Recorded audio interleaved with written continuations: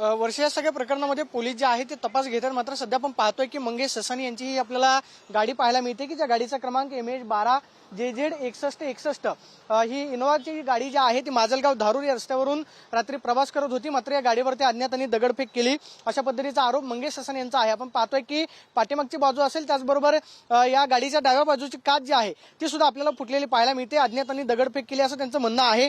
गेल्या काही दिवसांपासून मंगेश ससानी हे ओबीसी आरक्षणासंदर्भामध्ये राज्यामध्ये वेगवेगळ्या ठिकाणी भूमिका मांडत आहेत आणि काल ते माजलगाव या ठिकाणी गेले असता रात्री 12:30 वाजता त्यांच्या गाडीवरती दगडफेक करण्यात आला असं त्यांचं म्हणणं आहे. आपल्यासोबत स्वतः मंगेश ससानी आहेत. नक्की काय घडलं, रात्री कितीच्या वाजता हा सगळा प्रकार घडला, कुणी केला आहे असं तुम्हाला संशय?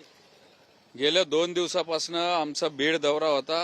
गोपीनाथ मुंडेंच्या जयंतीनिमित्त कार्यक्रम होते परळी वैजनाथला, त्यासाठी आम्ही होतो. काल आम्ही लोहा कंधारचे कार्यक्रम उरकून माजलगावला, जिथं आमचे ओबीसीचे सहकारी पवन करवर यांच्यावर 2 महिन्यापूर्वी एक जीवघेणा हल्ला झाला होता. 2 महिने झाले, गुन्हा दाखल झाला, एकाही आरोपीला अटक नाही. या संदर्भामध्ये तिथं जाब विचारपूस करायला आम्ही त्या माजलगाव पोलीस स्टेशनला संध्याकाळी 9 वाजता गेलो होतो. तिथं आमची सविस्तर चर्चा झाली. पोलीस अधिकाऱ्यांनी आम्हाला माहिती दिली. या संदर्भामध्ये तिथं माध्यमांचे प्रतिनिधी होते. दगड कुठून आला नक्की? तुम्ही कुठल्या बाजूला बसलेला होता? मी या कोपऱ्यामध्ये बसलेलो होतो. मग तेच सांगतोय की ज्या वेळेस तिथून आम्ही निघालो, एका हॉटेलमध्ये तिथं जवळ आम्ही जेवण केलं. त्याच्यानंतर आम्ही पुढं पुण्याला यायला आम्ही त्या धारूरच्या रोडवर लागलेला असताना 10 ते 12 किलोमीटर पुढे गेल्यानंतर पाठीमागून आमच्या गाडीवर हल्ला झाला. टू व्हीलरवर कोण अनोळखी व्यक्ती असतील. आमची गाडी 60-70च्या स्पीडने असेल. एकदम जोरात आवाज आला. आम्ही शॉक झालो. एक गाडी इकडे येऊन लेफ्ट साईडला इकडची, कारण मी या कोपऱ्यात बसलो होतो, इथं दगड मारला. त्यामुळे आम्ही 2 ते 3 मिनिटात आम्हाला समजलं की बाबा हे हल्ला होतोय. त्यामुळे आम्ही ड्रायव्हरला सांगितलं की लवकरात लवकर गाडी जेवढ्या जास्त स्पीडनी पळवता येईल तेवढं पळव. आणि आम्ही तसंच मग पुढे धारूरकडे निघालो. त्या दरम्यान आम्ही माजलगाव पोलीस स्टेशनला फोन केला की असं असं झालंय, आमच्या गाडीवर हल्ला झालाय, दगड फेकले गेलेले आहेत आणि आम्ही आता धारूरला चाललोय. धारूरच्या पोलीस स्टेशनचा नंबर आमच्याकडे नाही, तर तुम्ही तिथल्या अधिकाऱ्यांना सांगा आम्ही येतोय, असं असं झालेलं आहे. आता ही दगडफेक कुणी केली असा तुम्हाला संशय आहे की नक्की किती वाजताचा हा सगळा प्रकार होता? त्या परिसरामध्ये नागरी वस्ती होती का, किंवा गाडीचा कोण पाठलाग करत होता असं तुम्हाला काय कळलं होतं? नाही, आम्ही आता आमच्या मनीध्यानी नव्हतं असं, किंवा आम्ही असं प्रेडिक्ट केलं नव्हतं की आमचा कोण पाठलाग करत असेल.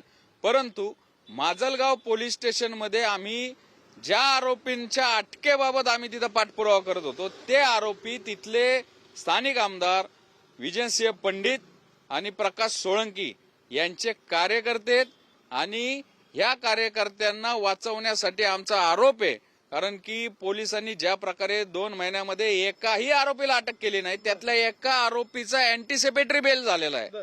त्यामुळं पवन करवरवर ज्यांनी हल्ला केला त्यांनीच हा हल्ला घडवून आणलेला असणार आहे. हे माझं स्पष्ट मत आहे. कार्यकर्ते विजयसिंह पंडित आणि प्रकाश सोळंके यांचे हे कार्यकर्ते आहेत, हे जाहीर आहे. त्यामुळं नक्कीच त्याच कार्यकर्त्यांनी तुमच्या गाडीवर हल्ला केला? हो, 100%. कारण की त्यांच्या अटकेसाठीच आम्ही तिथं गेलो होतो पाठपुरावा करण्यासाठी. त्यामुळं त्यांना कुठंतरी तिथं वाटलं असेल की नाही आता मंगेश ससानी इथं आलेले आहेत, पाठपुरावा करतात आहेत. आणि तिथून आम्ही विजय वडेट्टीवारांना फोन लावून दिला. त्यांनी सांगितलं पीआयला, सावे साहेबांनी सांगितलं की लवकरात लवकर आरोपी शोधा. आणि हे सगळं तिथं लाईव्ह होतं. त्यामुळं कुठंतरी इनसिक्युरिटी वाटून की आता आपल्याला अटक होणार, त्यामुळं हा हल्ला बाबा परत इथं येऊ नको घाबरवण्यासाठी हे सगळं केलेलं आहे. पण तुम्ही किती असले हे करा, आमच्या ओबीसीच्या आमचा कोणताही कार्यकर्ता असू त्याला न्याय देण्यासाठी आम्ही मागं हटणार नाही. असे नामर्दासारखे कारवाई कोणाच्या विरोधात व्हावी नक्की? तुम्ही लेखी तक्रारमध्ये त्यांची नावं देणार आहात? नाही, आम्ही पोलिसांना सांगितलेलं की असं असं झालं, पोलीस याचा शोध घेतील. पोलिसांना सांगितलं, अनोळखी व्यक्ती होता, तोंडाला त्यांनी फडकी बांधलेली होती आणि आम्हाला त्या स्पीडमध्ये किंवा त्या गडबडीमध्ये आम्ही मागं वळून बघण्यामध्ये हे शहाणपणा नव्हता. आम्ही तिथनं जेवढ्या लवकर आम्हाला पुढे निसर्ग. दुखापत झाली का तुम्हाला? नाही, इथं आम्हाला काचा उडल्या होत्या, पण नशीब असं की ह्या काचेला आतमधनं ही जी फिल्म आहे ती फिल्म असल्यामुळे ते काचेचे तुकडे जास्त उडले नाही, नाहीतर मग ते डोळ्यात गेले असते. आता या सगळ्या प्रकरणामध्ये कारवाई कोणावरती व्हावी असं तुमचं म्हणणं आहे? या सगळ्या प्रकरणामध्ये तुम्ही त्या अनुषंगाने हे केला पाहिजे, तपास केला पाहिजे. पवन करवरला ज्यांनी मारहाण केली आणि जे आरोपी मोकाट आहेत हे त्यांचंच कारस्थान असणार आहे. तर त्या अनुषंगाने त्या अँगलने तपास केला तर नक्कीच माझ्या गाडीवरती ज्यांनी हल्ला केला ते पण आरोपी सापडतील. आपण पाहतोय की पवन करवरवरती ज्यांनी हल्ला केलेला होता त्या आरोपींच्या अटकेसाठी आम्ही पोलीस स्टेशनला गेलेलो होतो. त्याच कार्यकर्त्यांकडून माझ्या गाडीवरती हल्ला झाला असण्याची शक्यता नाकारता येत नाही अशी प्रतिक्रिया मंगेश ससानींनी दिल्याचं आपल्याला पाहायला मिळते. कॅमेरा पर्सन विकी चव्हाणसोबत मी प्रदीप कापसे, TV9 मराठी, पुणे.